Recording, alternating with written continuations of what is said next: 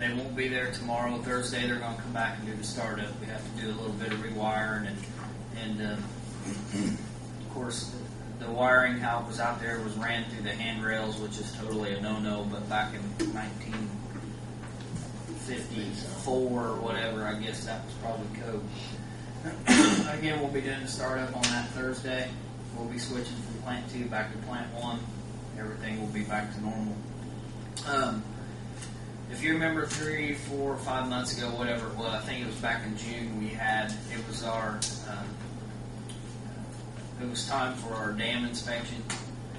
We had Christopher Burke Engineering do that. There was a few outstanding ordeals, so to speak. One was they couldn't find the geotech survey. They could not find the soil borings. And the third is there was never a permit that anybody can find to build that upland reservoir. I got a call from Dave Eichelberger today. He talked to DNR. I think they're pretty upset that reservoir was built without a permit. Dave with Christopher Burke is getting me prices together for a geotech survey, which I'll tell you right now, he told me that a geotech survey, I really don't know what that consists of. Maybe Darren would know a little bit more what that is, but he said it's pretty salty. That's going to be coming in front of the board, I would say, probably next month. I physically had a meeting about a month ago with Dave, with Christopher Burke. I had a whole file of stuff that I found on the upland reservoir. We did find the soil borings. That's as much as we found. There was no permit. There was no geotech survey. The question that was brought up to Dave today with DNR was an emergency spillway for our upland reservoir. We do not have one. So, to kind of forewarn you, he was forewarning me that this might be an issue also on top of everything else that might come down the line. So I'll keep you updated. That's all the good news I got. Did Barry get the gear, production gear for your? Yes, the clarifier drive actually come from Bedford, Indiana. They tore the whole drive mechanism apart. They had to fabricate a few pieces to get it to connect to our existing runners or shields, whatever you want to call them, so to speak. Our catwalk, half of the catwalk was rotted through. Chuck, you've seen that firsthand. There was some braces underneath that we really don't know how it was standing for as long as what it did. So Thursday, it's everything's going to be rebuilt on it. So now we can just wait for another 50 years and do it again. Alan, get started on your ref Rick, or give you a date? Not yet. I talked to Tom Ellerman about 2 weeks ago, and he's finishing the job in Bean Blossom. As soon as he gets that job in Bean Blossom done, he's going to come down and start on ours. Any other questions? Thank you. Thank you,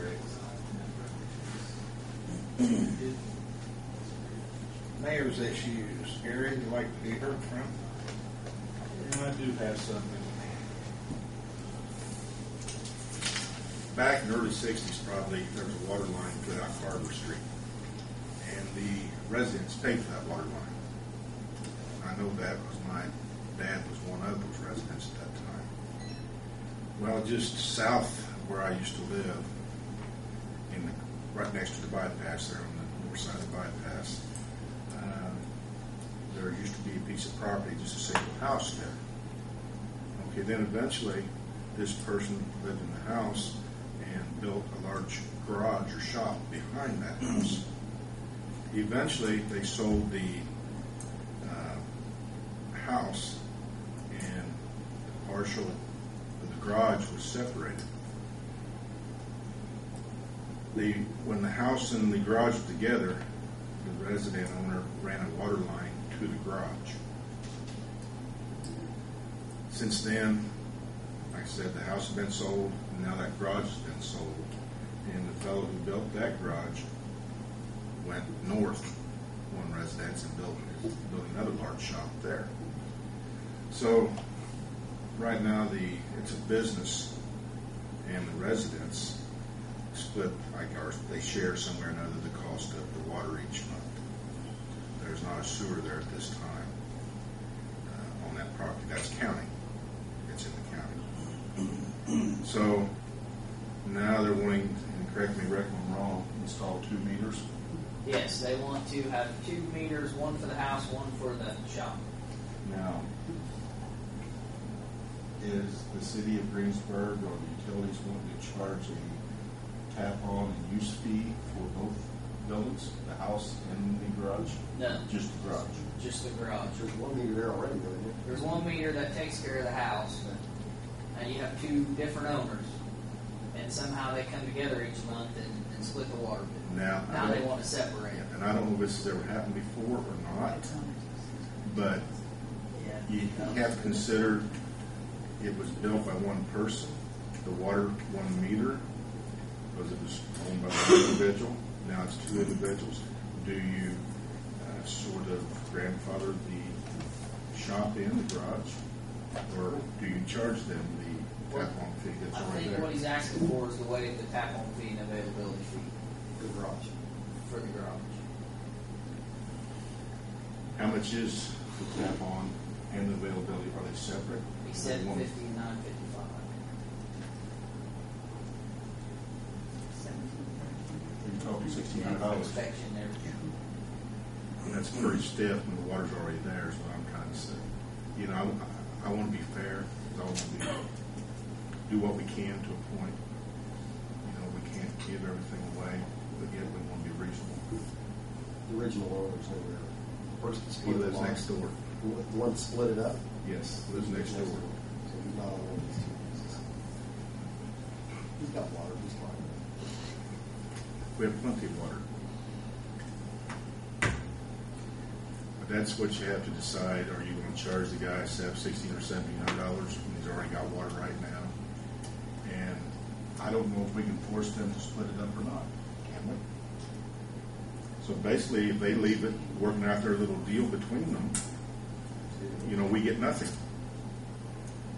If we try to be reasonable, I mean, we can get it.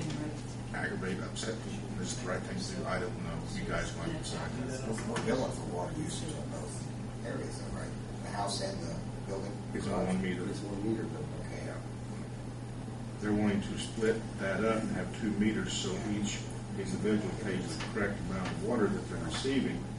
But to do what he wants to do, the city's wanting to charge $9.55 and That's availability sign at 5. how much is The water that? tap fee covers tapping in the meter pit, meter, service line, materials, labor. materials and labor. And they always have a back insert. So, The other parts. And the water's already available. and they're already getting it, and it's all being billed. It's just not billed the way they want Individually. it. But in order to bill it the way they want it, typically most people are going to have to pay a fee, and they don't want that. So, like Robin and I were just saying, if we leave it as is, they can work it out, and we're still going to get water for the money for the water. I don't know.